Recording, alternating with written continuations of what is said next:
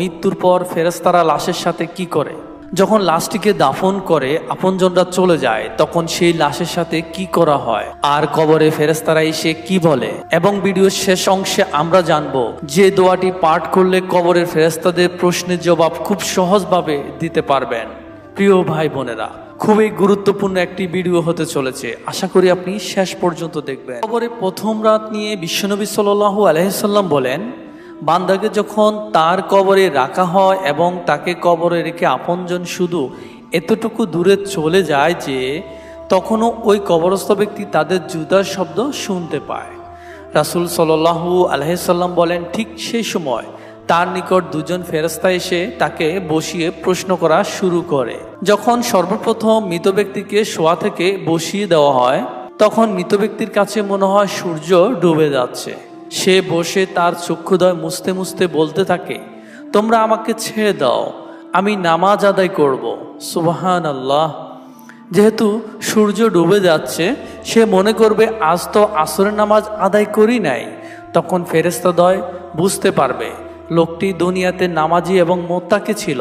ফেরেশতাগণ তখন তাকে বলবে, আপনি এখন কবরের জগতে, এখানে নামাজ রোজা কিছুই নেই, সুতরাং আপনি আমাদের প্রশ্নের উত্তর দিন।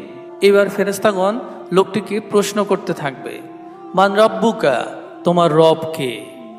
যদি সেই ব্যক্তি নেককার হয় তবে সে উত্তর দিবে, রব্বি আল্লাহ, আমার রব আল্লাহ, সে আল্লাহ যাকে আমি দুনিয়াতে একটি মুহূর্তের জন্য ভুলে যাইনি। তারপর ফেরেশতারা প্রশ্ন করবে, মান দিনুকা, তোমার দিন কি, তোমার জীবন ব্যবস্থা কি? যদি সে ব্যক্তি নেককার হয় তবে বলবে, দিনিয়াল ইসলাম, আমার দিন হচ্ছে ইসলাম, যার উপর সদা আমি অটল থাকার চেষ্টা করেছি, কখনো বিচ্যুতি হলে ইস্তেগফার করেছি। তখন ফেরেশতাদ্বয় মুস্কি হেসে প্রশ্ন করবে, মান হাজার রাজুল, এই ব্যক্তিকে? মৃত ব্যক্তি যদি নেককার হয় তাহলে বলবে, নবিয়্যিনা মুহাম্মাদুর রাসূলুল্লাহ, তিনি আমাদের প্রিয় নবী হযরত মুহাম্মদ সাল্লাল্লাহু আলাইহি সাল্লাম। এই প্রশ্নের উত্তর শুনে ফেরেশতাগণ বলবেন, আপনি মুহাম্মদ সাল্লাল্লাহু আলাইহি সাল্লামকে কিভাবে চিনতে পারলেন? এর আগে তো কখনো আপনি দেখেননি। মুমিন বান্দা বলবে, আমি আল্লাহর কিতাব পড়েছি এবং তার প্রতি ঈমান এনেছি, তাকে জীবনভর এতটা অনুসরণ করেছি যে হৃদয়ে তার ছবি এঁকে নিয়েছি, আর আল্লাহ পাকের হুকুমে তাকে এখন আমি চিনতে পেরেছি। সুবহানাল্লাহ। প্রত্যেক মানুষকে মৃত্যুবরণ করতে হবে, মৃত্যু থেকে পালিয়ে থাকার সুযোগ কারও নেই। মৃত্যুর পর মুমিনের প্রথম গন্তব্য কবর।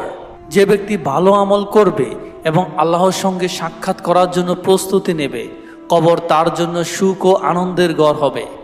আর যে ব্যক্তি খারাপ আমল করবে এবং আল্লাহর আনুগত্যর ক্ষেত্রে ত্রুটি করবে, কবর তার জন্য অন্ধকার ঘর হবে।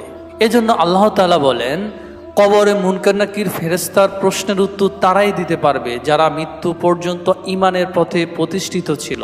আর যারা ইহকালের পথে ঈমানের পথে প্রতিষ্ঠিত ছিল না, মৃত্যুর পর তারা মুনকার নাকিরের সওয়াল জবাব শুধু বলবে, লা আদ্রি, লা আদ্রি, আমি কিছুই জানি না, হায় আফসোস, আমি কিছুই জানি না, আমি তো কিছুই বুঝতে পারছি না।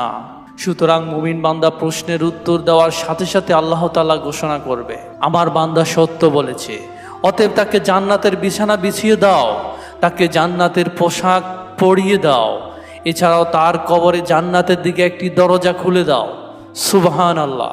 তারপর তার দিকে জান্নাতের স্নিগ্ধকর হাওয়া ও সুগন্ধি প্রবাহিত হতে থাকবে এবং ওই দরজা তার সীমাদৃষ্টি পর্যন্ত সুপ্রশস্ত করে দেওয়া হবে।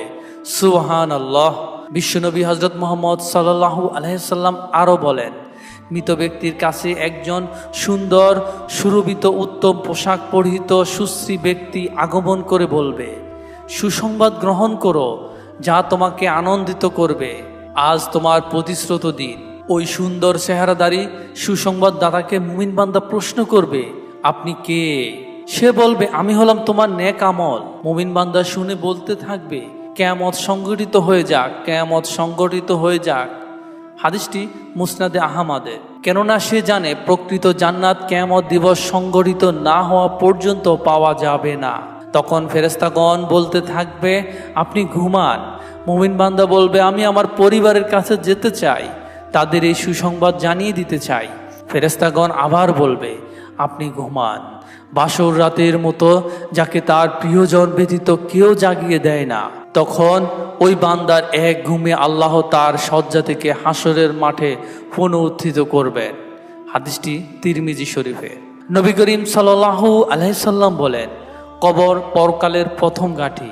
কেউ যদি এখান থেকে মুক্তি পায় তাহলে পরবর্তী ঘাঁটিগুলো তার জন্য সহজ হবে, আর কেউ যদি কবর থেকে মুক্তি না পায় তাহলে পরবর্তী ঘাঁটিগুলো তার জন্য আরো কঠিন হয়ে যাবে।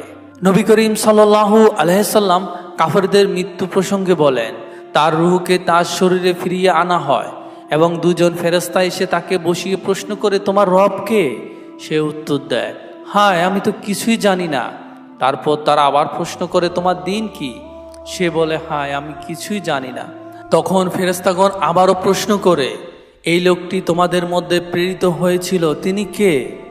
তখন ওই ব্যক্তি বলে, হায় আমি তো জানি না, আমি তো তাকে চিনি না। তখন আকাশের দিক থেকে একজন ঘোষণাকারী ঘোষণা করেন, তার জন্য জাহান্নামের একটি বিছানা এনে বিছিয়ে দাও এবং তাকে জাহান্নামের পোশাক পরিয়ে দাও, আর তার কবরের সাথে জাহান্নামের একটি দরজা খুলে দাও। তিনি আরো বলেন, অতঃপর তার দিকে জাহান্নামের উত্তপ্ত বাতাস আসতে থাকে। এছাড়াও তার কবরকে সংকীর্ণ করে দেওয়া হয়, ফলে তার এক দিকের পাঁজরের হাড় অপর দিকের পাঁজরের হাড়ের মধ্যে ঢুকে যায়। তারপর কবরের পাপী বান্দার জন্য এক অন্ধ ও বধির ফেরেশতাকে নিযুক্ত করা হয়, যার সঙ্গে একটি লোহার হাতুড়ি থাকবে। যদি এটা দ্বারা পাহাড়কে আঘাত করা হয় তাহলে তা ধুলোয় পরিণত হয়ে যাবে। মহানবী হযরত মুহাম্মদ সাল্লাল্লাহু আলাইহি সাল্লাম বলেন, তারপর তাকে হাতুড়ি দিয়ে সজোরে আঘাত করতে থাকে। এতে সে বিকট শব্দে চিৎকার করতে থাকে, যা মানুষ ও জিন ছাড়া পূর্ব থেকে পশ্চিম পর্যন্ত সমস্ত জীব জন্তুই শুনতে পায়। আঘাতের ফলে সে মাটিতে মিশে যায়। বিশ্বনবী বলেন, অতঃপর শাস্তি অব্যাহত রাখার জন্য পুনরায় তাকে রূহ ফেরত দেওয়া হয়। এভাবে তাকে কিয়ামত পর্যন্ত শাস্তি দেওয়া হয়। আল্লাহ তাআলা বলেন, যখন হাসরের মাঠ কায়েমের জন্য সিংহায় দ্বিতীয় ফুৎকার দেওয়া হয়, তারা কবর থেকে উঠে তাদের রবের দিকে দৌড়াতে থাকবে।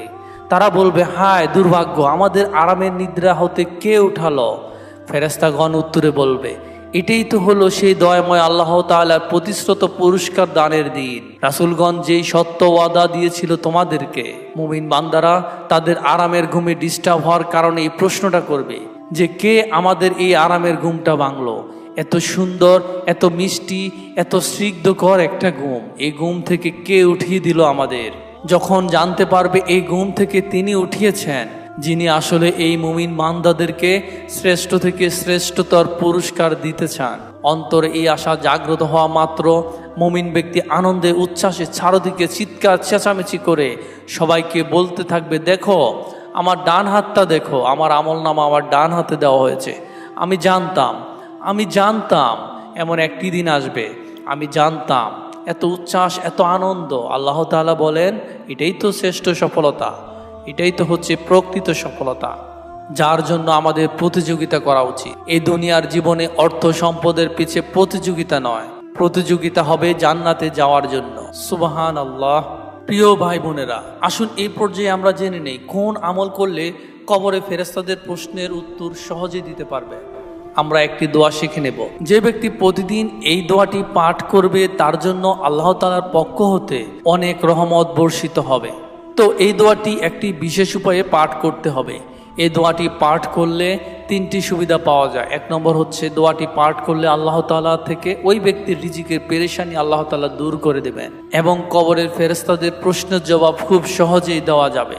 প্রিয় ভাই বোনেরা, দোয়াটি স্ক্রিনে দিয়ে দেওয়া হলো, আপনারা লিখে রাখবেন এবং মুখস্থ করে ফেলবেন। দোয়াটির উচ্চারণ হচ্ছে, লা ইলাহা ইল্লাল্লাহু আল মালিকু হাক্কুল মুবিন মুহাম্মাদুর রাসূলুল্লাহ আস-সাদিকুল আদিল আমিন।